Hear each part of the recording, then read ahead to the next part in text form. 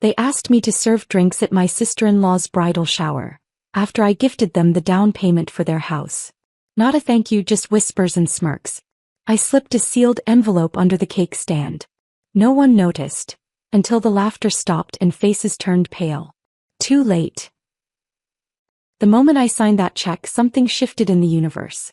I didn't feel it then, not when I was floating on the high of generosity, my pen gliding across paper as I drafted away $25,000 of my savings.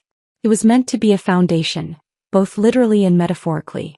A cornerstone for Amelia and her fiancé Jake's future together. My gift to family. I still remember the weight of the cream envelope in my hands that Sunday dinner. How I tucked it between the dessert plates, waiting for the perfect moment. My husband Richard squeezed my knee under the table, a silent acknowledgement of what we were about to do. Back then his touch still felt like partnership.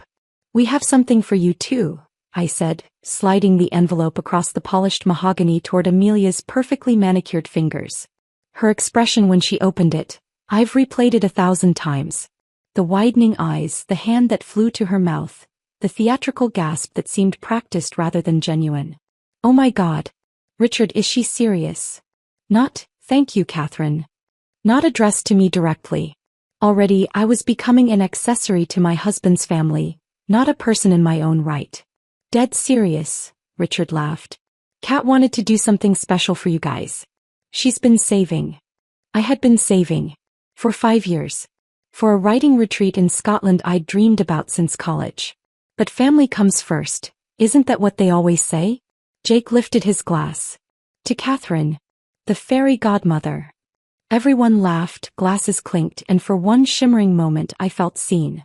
Appreciated. 3 days later, they put an offer on a craftsman bungalow in the historic district. I found out via Instagram, a photo of Amelia holding a sold sign, captioned, "Dreams do come true. #blessed, #new chapter." No mention of how those dreams materialized. No acknowledgement of the fairy godmother's wand. I told myself it didn't matter. That the joy of giving was enough. I smiled through the housewarming party where I was introduced as Richard's wife, to Jake's extended family. I nodded appreciatively as Amelia led tours, describing how they'd saved for years for this perfect starter home. The wedding planning consumed everything after that. Weekends disappeared into venue tours and cake tastings. Events I learned about after they happened through social media posts or casual mentions at family dinners. "Oh, we didn't want to bother you," Amelia would say, eyes wide with practiced innocence. "You're so busy with work." "I am busy with work. I built a consulting business from scratch while Richard finished law school. The same business that generated the disposable income that now formed the foundation of their home." The first direct message I received from Amelia in weeks was a group text to the bridal squad. Her mother, sisters, and 3 college friends. And me somehow included as an afterthought. "Ladies, bridal shower details finalized. Sunday, May 17th, 1 to 4 p.m. at Mother's house. Catherine, would you mind helping with drinks and cleanup? We need someone reliable to keep things running smoothly." I stared at my phone for so long the screen went dark. When I brought it up to Richard that night, his response cut deeper than the request itself. "Just do it, Kat. Don't cause drama. You know how important this is to my family." His family. Not ours. Never ours. I arrived at 11:30 that Sunday as instructed. Wore the black dress Amelia's mother suggested would be appropriate for someone helping out. I twisted my hair into a severe bun, removed my statement earrings and applied minimal makeup. If they wanted me invisible, I would become a shadow. The table was already set with delicate china and crystal flutes when I arrived. Pink roses and peonies cascaded from centerpieces that probably cost more than my weekly grocery budget. A 3-tiered cake stand dominated the dessert table, topped with a confection so elaborate it looked more like architecture than food. "Catherine." "Thank goodness," Amelia's mother swooped in, pressing an apron into my hands. "The ice needs arranging in the champagne buckets. 4 bottles in each. And when guests arrive, just circulate with the trays. Keep them full, keep smiling. No hello. No how are you. Just instructions." I nodded, tied the apron strings and got to work. By the time guests arrived, I had transformed completely into what they needed. A service provider. Invisible except when useful. The party swelled around me, voices rising in practiced excitement as gifts were opened. Designer kitchenware. Crystal vases. A weekend at a vineyard spa. With each extravagant present, I thought of what $25,000 could have bought instead of a down payment. What it meant to me versus what it apparently meant to them. Nothing. More champagne over here, someone called, wiggling an empty glass in my direction without making eye contact. As I poured, I overheard Amelia's maid of honor whispering to another bridesmaid. Can you believe Richard's wife? Hovering like that. At least she's useful for something. The laughs that followed burned worse than tears. I moved mechanically for the next hour. Pour. Smile. Clear. Repeat. Until something inside me, some last tether of patience or self-respect, simply snapped. During a lull, while everyone gathered for another gift opening session, I slipped into the kitchen. From my purse I withdrew a sealed envelope. White, unassuming, deadly in its simplicity. I'd been carrying it for days, waiting for courage or desperation to win out. Back in the dining room I approached the cake display. With steady hands belying my thundering heart, I slid the envelope under the cake stand's base, positioned perfectly so it would be found, but not immediately. Not until I was ready. Not until they had laughed and celebrated and dismissed me one final time. The tray in my hand suddenly felt significant, symbolic. I had given them the foundation for their dreams. They had given me servitude in return. The transaction was clear now. And soon, very soon, the real cost would be too. The champagne fizzed in crystal flutes as rose all-day banners fluttered from every conceivable surface. The irony wasn't lost on me.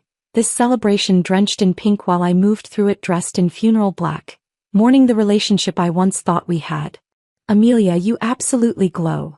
A woman in a blush shift dress embraced my sister-in-law, their cheeks pressing together for the third Instagram-ready photo in as many minutes. This is just perfection. Perfection. That was the word of the day, uttered with reverent sighs as guests toured the meticulously arranged space. Pink roses cascaded from hanging installations. Sequin table runners caught the afternoon light. Even the macarons had been custom-dyed to match the exact shade of Amelia's wedding invitations. I circulated with practiced invisibility, refilling glasses and collecting discarded napkins. Their eyes slid over me like I was part of the catering staff, which, effectively, I was. A role I had been assigned rather than offered. Ladies, let's gather for a toast. Amelia's maid of honor clinked her glass with a silver spoon. The crowd hushed, forming a semicircle around the gift table where Amelia perched on a blush velvet chair that resembled a throne. To our radiant bride, the maid of honor began, who has truly manifested her dream life. Dream man, dream house, dream everything. I maintained my position by the bar, hands folded over my serving tray, watching Amelia's face glow with pleasure at the recognition of her perfect life. A life partially built on my sacrifice. And can we talk about that house? Another bridesmaid chimed in. Total #home goals. The universe definitely favors you, babe. The universe. Not her brother's wife. Not the woman who had transferred a significant portion of her savings account into their mortgage fund. The universe. Laughter rippled through the gathering as I mechanically wiped down the counter, collecting abandoned lipstick-stained glasses. The envelope beneath the cake stand seemed to pulse with its own heartbeat, a ticking reminder of what was to come. 3 days after signing that check, I'd sat across from my lawyer Daniel in his downtown office. Are you certain about this? He had asked, sliding the quiet title claim papers across his desk. Once we file, there's no going back. I remembered how the leather chair had creaked as I leaned forward. The money was never intended as a gift. It was an investment in family. In belonging. My voice had hardened. They've made it clear I don't belong. So yes, I'm certain. Daniel had nodded slowly. This might blow things up. Relationships, holidays, everything. I had met his gaze steadily. They already did. Now, watching Amelia hold court among her admirers, that conversation echoed in my mind. The legal paperwork filed. The wheels set in motion. The trap laid beneath sugared roses and fondant. Oh, Catherine. Amelia's voice cut through my thoughts. She was gesturing toward me, champagne sloshing dangerously close to the rim of her glass. Everyone, my sister-in-law is just being the absolute best today. Seriously, I need more help like her around. The women tittered appreciatively. One of them, a cousin I thought, raised her glass in my direction without quite making eye contact. "To the help," she called out, clearly thinking herself witty. I smiled. Polished an already gleaming tray. Didn't flinch. Amelia's mother approached with an empty platter. "The cucumber sandwiches need refreshing," she instructed, pressing the silver tray into my hands. "And check the ice situation. Some of the glasses aren't properly chilled." I nodded, accepting the platter while noting how she had never once used my name throughout the entire event. Just directives, as though speaking to Siri or Alexa. In the kitchen, I arranged fresh sandwiches in concentric circles, each one precisely placed. The meticulousness of the task centered me, calmed the churning anxiety in my stomach. I listened to the celebration continuing in the other room, the theatrical gasps as gifts were unwrapped, the practiced exclamations of delight. When I returned, Amelia was opening a box containing crystal champagne flutes. "For your forever home," the gift giver exclaimed. Forever home. The phrase hung in the air like a soap bubble, beautiful and fragile. Soon to pop. I placed the refreshed tray on the table and resumed my position against the wall. From this vantage point, I could see the entire room. The cake stand on its pedestal, the envelope hidden beneath it, the women clustered in expensive dresses trading compliments like currency. Someone's child, a flower girl perhaps, darted past the dessert table, her hand trailing dangerously close to the cake. My heart leapt into my throat, but the girl moved on without disturbing anything. Not yet. The time wasn't right. The knot in my stomach tightened with every burst of laughter, every exclamation about Amelia's good fortune. I checked my watch. 2 more hours of this performance remained. 2 more hours of smiling blankly while being treated as furniture. 2 more hours until the moment when everything would change. A bridesmaid approached, empty glass extended. "More please," she said without looking at me, already turning back to her conversation. As I poured, I overheard snippets. "Down payment from somewhere. Lucky break with that house. Never could have afforded it otherwise." They knew. They all knew where the money had come from. Yet here I stood, demoted from benefactor to bartender. I placed the bottle back in its ice bucket with deliberate care. There was power in my silence, in my knowledge of what was coming. A sweet, patient power that would outlast their momentary celebration. The afternoon stretched on, a parade of pink excess and hollow compliments. I moved through it like a ghost, present but unseen. The weight of the legal papers beneath that cake grew heavier with each passing minute, with each dismissive glance, with each order barked in my direction. But I waited. I watched. Let them celebrate a little longer. Let them bask in the glow of their perceived perfection, their imagined security. Let them enjoy the sweetness before tasting what lay beneath. Because sometimes silence is sweeter than vengeance. And sometimes silence is the setup for the loudest fall. The minutes ticked by like a countdown to detonation. Gift after gift was unwrapped, each one accompanied by theatrical gasps and practiced gratitude. I'd been refilling champagne flutes mechanically for nearly 2 hours when Amelia's mother announced it was time for cake. "Ladies, gather round," she trilled, gesturing toward the 3-tiered masterpiece that had been commanding attention from its pedestal all afternoon. "Amelia is going to say a few words before we indulge." My pulse quickened. This was it, the moment everything would change. I steadied my breathing, gripping my serving tray a little tighter as the women arranged themselves in a semicircle around the dessert table. Amelia glided to her position beside the cake, champagne flute raised, lips curved in that camera-ready smile she'd perfected over years of being the family favorite. She looked like a magazine cover, blush dress hugging her figure, hair cascading in artful waves, diamond engagement ring catching the light with every gesture. "I just want to thank everyone for making today so special," she began, voice pitched to that emotional frequency that signaled tears might be imminent. "When I think about this journey toward marriage, I'm overwhelmed by how blessed I am." A chorus of affirmative murmurs rippled through the audience. I remained still, watching her perform gratitude with Oscar-worthy precision. "My amazing family has supported me every step of the way," Amelia continued, turning slightly to lock eyes with my husband, who stood among the few male attendees near the kitchen entrance. She winked at him, an intimate gesture between siblings that somehow felt like another exclusion. Not once did her gaze travel to me, the shadow in black hovering at the room's periphery. To my wonderful bridesmaids, my incredible mother, and everyone who's made this house a home, you are my everything. This house. The one built on my sacrifice. The one she was about to learn wasn't actually hers. What happened next seemed orchestrated by fate itself. Amelia's cousin Diane, always slightly clumsy after a few drinks, leaned forward to adjust a lopsided napkin beside the cake stand. Her elbow bumped the pedestal, causing it to shift just enough. The white envelope, which had been waiting patiently beneath the stand's base, slipped free. It fluttered to the floor with unnatural grace, landing directly at Diane's feet like a deliberate messenger. "Hey, what's this?" Diane bent to retrieve it, holding the envelope up with furrowed brows. "Did someone lose something?" All eyes fixed on the mysterious paper. My heart hammered against my ribs with such force I was certain everyone could hear it. "It probably fell from one of the gifts," Amelia said, reaching for the envelope with casual interest. "Let me see." She took it without suspicion, her perfectly manicured fingers breaking the seal with careless efficiency. I watched her expression transform as she unfolded the document inside, confusion giving way to disbelief, then horror, then rage in rapid succession. The color drained from her face so quickly it was as though someone had pulled a plug. Her hand dropped to her side, the papers dangling from suddenly limp fingers.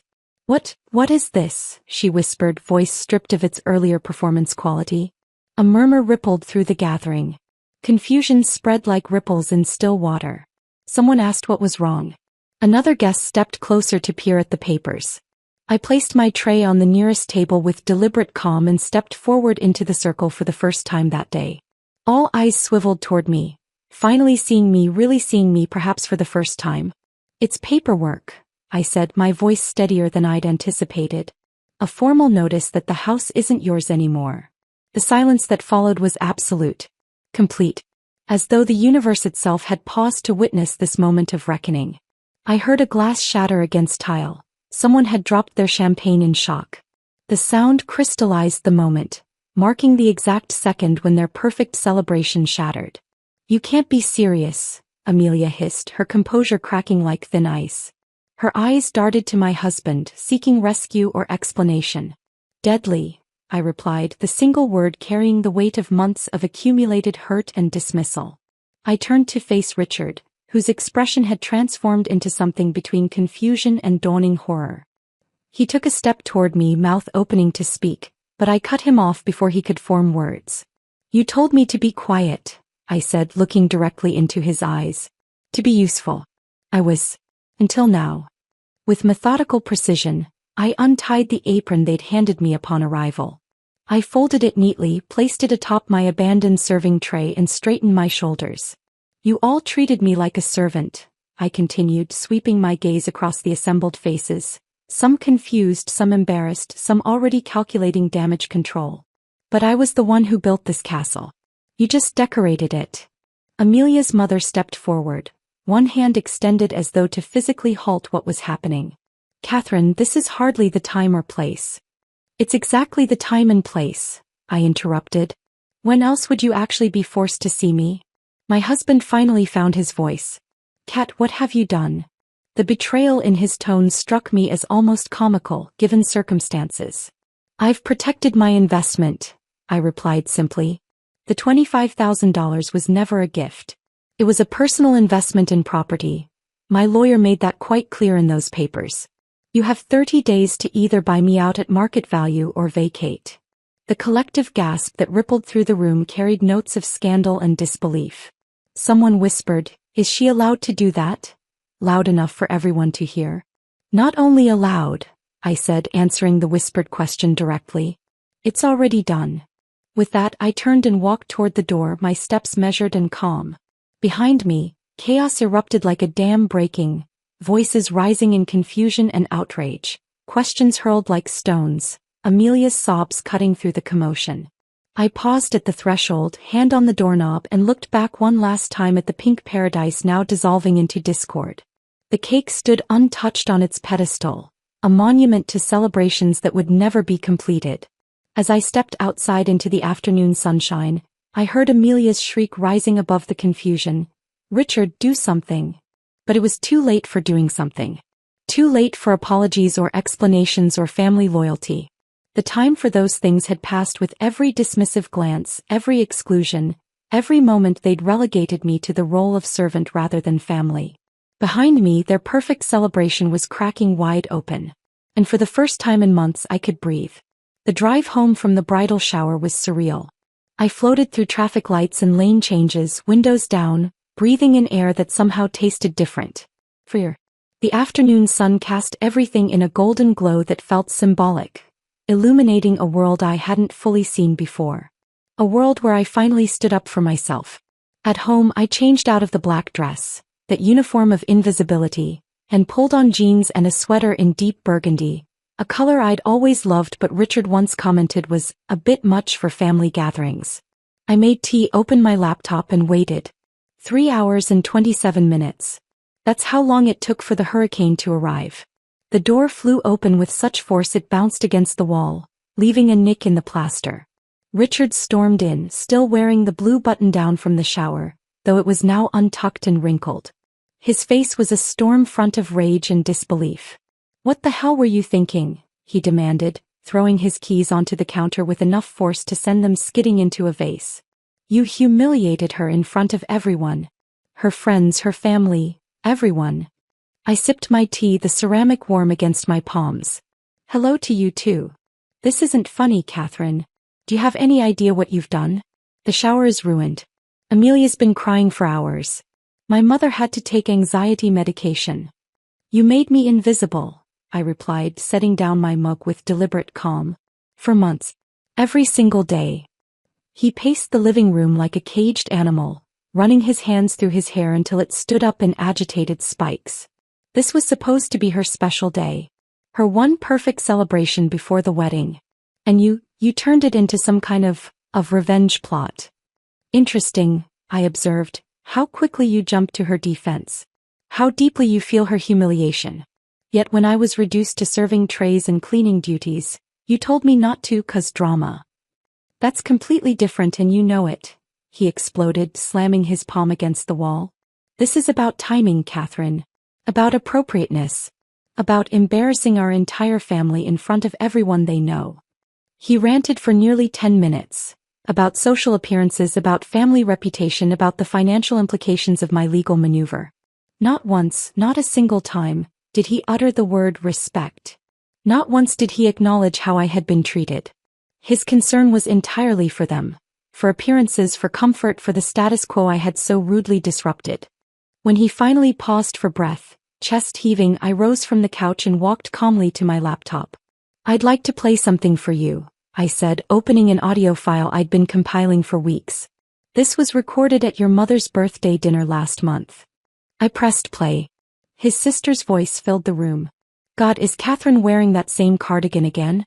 I swear she has the fashion sense of a librarian with a budget of $0. Laughter followed, including a chuckle I recognized as Richard's own. His mother, well, at least she's generous with her checkbook even if her wardrobe isn't.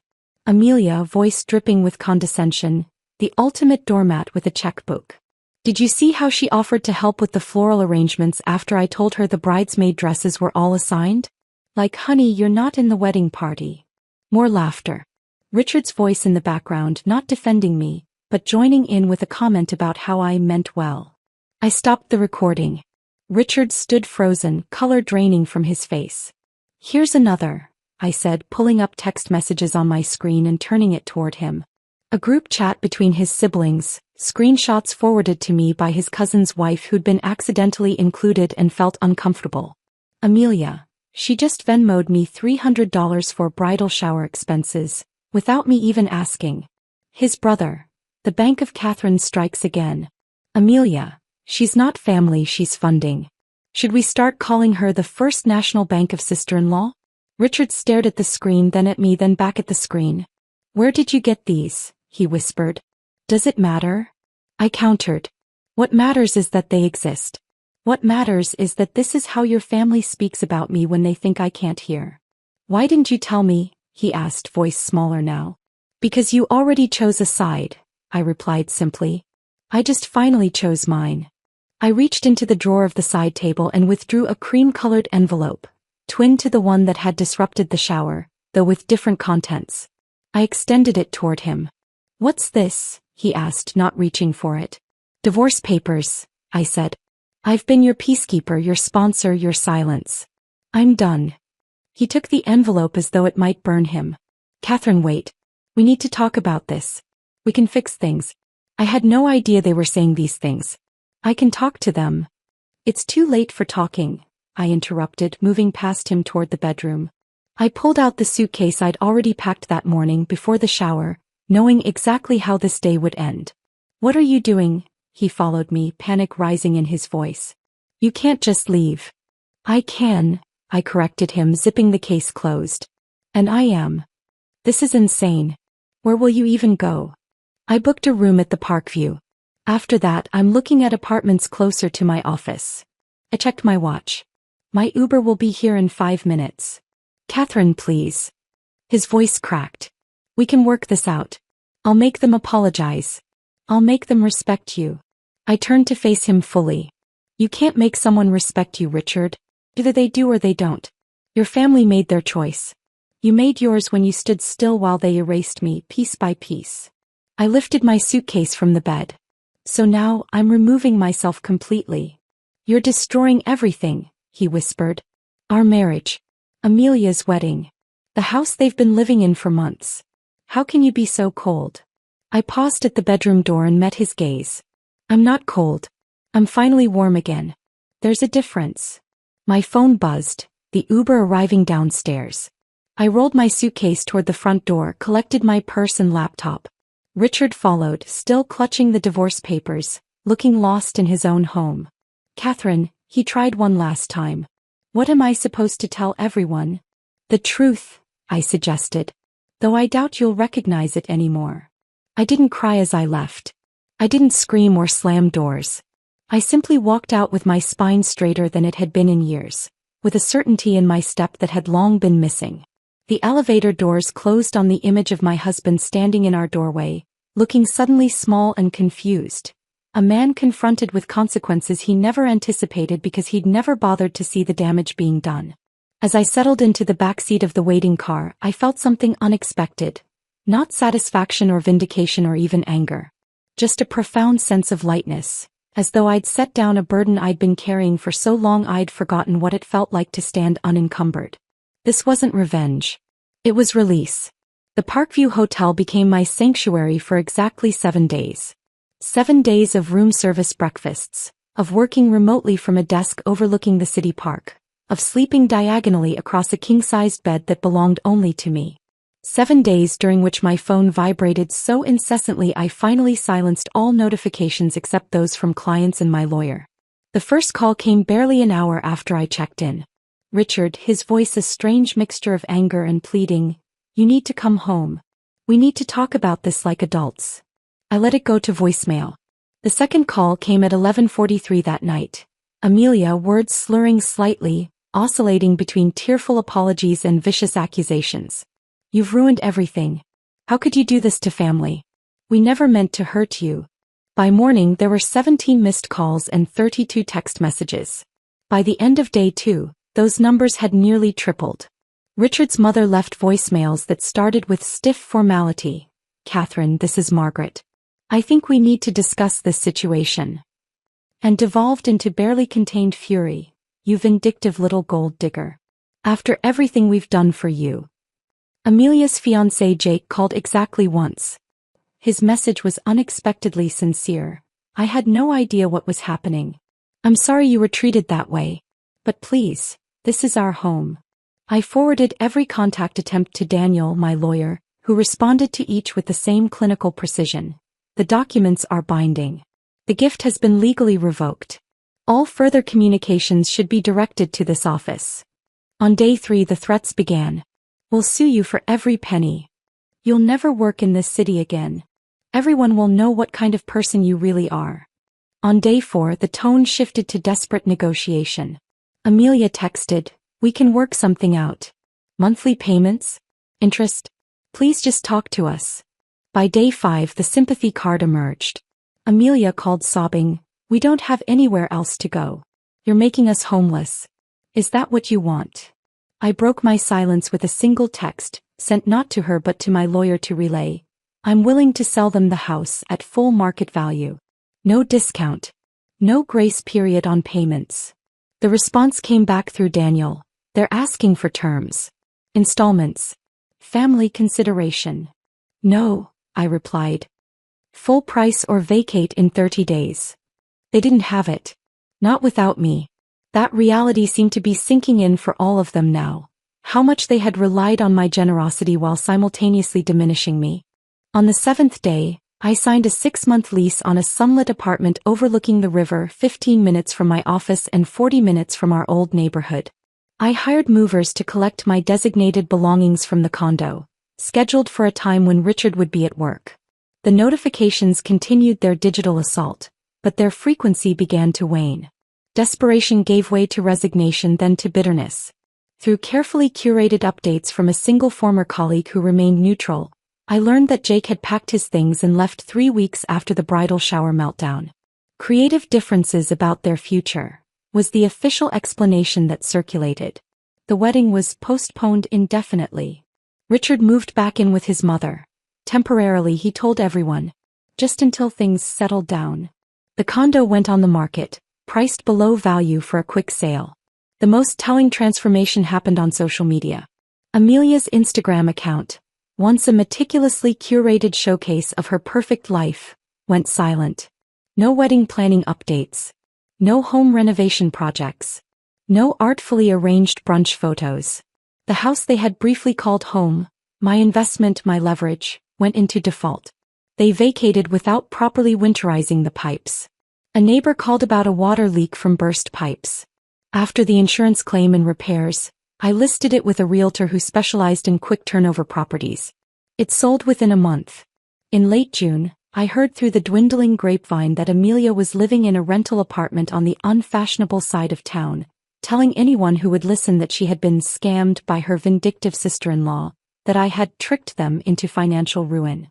I never responded. Not to the rumors. Not to the increasingly infrequent messages. Not to Richard's final plea to at least talk for closure. My silence wasn't calculated cruelty. It was self-preservation. My dignity didn't need to argue its case. It needed distance. It needed to heal. With the divorce proceeding smoothly and the house matter settled, I took the vacation I had originally been saving for when I wrote that $25,000 check. 2 weeks in Scotland alone. Hiking windswept hills. Writing in centuries-old pubs. Sleeping in castle-converted hotels where no one knew my name or my story.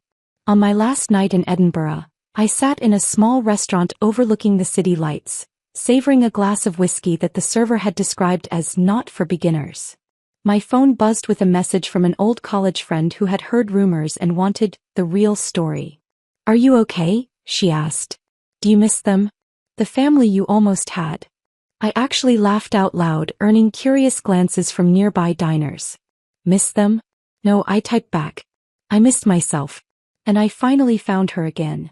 Later that night, standing in front of the bathroom mirror in my hotel room, I studied my reflection with newfound clarity.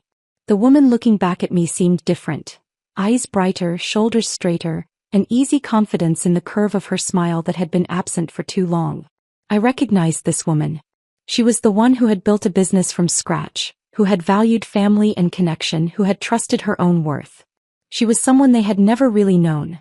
The real Catherine beneath the checkbook, beneath the accommodating silence, beneath the designated role of useful background character.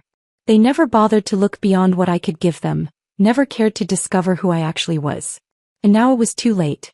I turned away from the mirror and packed my suitcase for the flight home, not to make amends, not to rebuild bridges, but to continue constructing the life I deserved, free from those who had taken without giving, who had diminished without recognizing the cost. Some things once broken deserved to stay that way. 6 months after Scotland, I found myself at a coffee shop downtown, laptop open, finishing a proposal for a new client. My business had expanded, 3 new employees, a renovated office space, and a waiting list of clients attracted by our reputation for integrity and results. The irony wasn't lost on me. My professional life flourished precisely when I stopped diminishing myself for others. The bell above the door chimed and I glanced up reflexively. My stomach tightened. Diane, Amelia's cousin, the one whose elbow had nudged the cake stand that day, stood at the counter ordering. I considered packing up quickly, avoiding the inevitable awkwardness, but something kept me rooted to my chair. I was done running, done hiding, done making myself smaller for other people's comfort. When she turned and saw me, her expression cycled through surprise, embarrassment, and something like curiosity. After a moment's hesitation, she approached my table. "Catherine," she said, clutching her coffee cup like a shield. "It's been a while." I nodded, closing my laptop. "It has." An uncomfortable silence stretched between us. Finally, she asked the question that had clearly been consuming her. "Can I ask why you did it? Why that day? In front of everyone?" This was the first time anyone from Richard's family had asked me directly. Not accused. Not assumed. Just asked. "People think revenge is loud," I said quietly. "Explosive. Messy. They expect screaming matches and dramatic confrontations." She slid into the chair across from me, drawn in despite herself. "But sometimes it's quiet, clean, and perfectly timed." I wrapped my hands around my cooling mug. "I didn't ruin the bridal shower, Diane. I just let it reveal itself." Her brow furrowed. "What do you mean? That celebration, that perfect pink party, what was it built on? Borrowed kindness, masked insults, and me." I met her gaze steadily. "My money, my labor, my silence." Understanding dawned slowly across her face. He had been there after all. Had witnessed how they'd treated me even if she'd never intervened. When I removed myself from the equation, everything crumbled. Not because I sabotaged anything. Just simple subtraction. "I never knew," she murmured. "About the recordings. The texts. Richard told everyone afterward, but..." She trailed off, perhaps realizing how hollow that sounded. "You never asked," I finished for her. "None of you did. You saw what you wanted to see. The helper, the quiet one, the background figure serving drinks and arranging flowers." "Amelia's wedding is officially cancelled," she offered, as though this might matter to me. "Jake left her for a bartender from his office. Richard is seeing a therapist." I nodded, acknowledging the information without revealing whether it affected me one way or another. "And you?" she asked. "Are you okay?" I smiled genuinely. "I'm better than okay. I'm whole again." Diane studied me with newfound attention. "You look different. Lighter somehow. That's what happens when you stop carrying other people's expectations." She hesitated, then leaned forward. "Everyone's talking, you know. Not about you like you might think. About them. About Amelia especially." "I know," I said simply. "She's been telling people you scammed her, that you tricked them about the house money. Also expected. But nobody's really buying it." Diane twisted her cup nervously. "Her bridesmaids, they saw how she treated you that day. Word spread. And then when everything fell apart so quickly after, people put it together. I hadn't known this part. Hadn't cared enough to track the social fallout beyond what directly affected me. The knowledge brought no particular satisfaction. Just a quiet acknowledgement that truth eventually emerges, with or without explanation." "I never looked back," I said. "Never explained. Never needed to." "Well, it worked." She offered a rueful smile. "You reclaimed your story. On your terms." We sat in silence for a moment, the afternoon light slanting through the window, casting everything in warm amber. Eventually, she gathered her things to leave but paused before standing. "Can I ask you one more thing? What actually happened that day? From your perspective?" I considered her question not out of obligation to explain myself, but because I wanted to articulate it, for myself if not for her. "Sometimes," I said carefully, "you just have to let them eat cake, and then read what's underneath it." Her lips quirked in surprised appreciation of the metaphor. "That's not revenge," I added. "That's truth. Served cold." After Diane left, I remained at the table watching pedestrians stream past the window. Lives intersecting briefly, then continuing on their separate paths. Like mine had with Richard's family. 2 weeks later, I received a handwritten note in the mail. Not from Diane, but surprisingly from Margaret, Richard's mother. Just 3 lines. "I was wrong about you. I'm sorry for what we did. It was too little too late." I didn't respond.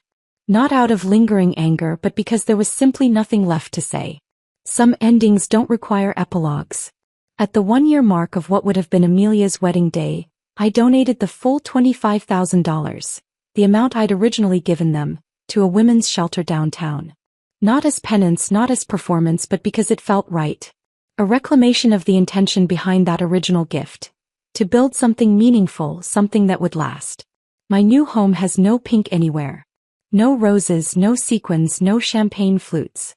Instead, it has space, for growth, for authenticity, for the unvarnished truth of who I am. The bookshelves overflow with travel guides for places I'm finally visiting. The walls display art that speaks to me, not chosen to impress others. Occasionally, I hear snippets about Richard and his family. He's dating someone new. Amelia moved to another state. Life continues as it always does. But I no longer orbit their sun. I became my own. I didn't destroy their perfect world. I simply stepped outside of it and watched as it collapsed under the weight of its own hollow center. I didn't break their party, I just let it end. And in that ending I found my beginning. Sometimes the most powerful thing you can do isn't to burn everything down. It's to quietly remove the single thread that was holding it all together, and then walk away without looking back as it unravels behind you. That's not revenge. That's freedom. If this story of sweet revenge had you on the edge of your seat, smash that like button right now. My favorite part was when Catherine slipped that envelope under the cake stand after being treated like staff at her own sister-in-law's bridal shower. The same sister-in-law whose house she paid for. What was your favorite moment? Drop it in the comments below. Don't miss more thrilling stories like this. Subscribe and hit that notification bell so you never miss an upload.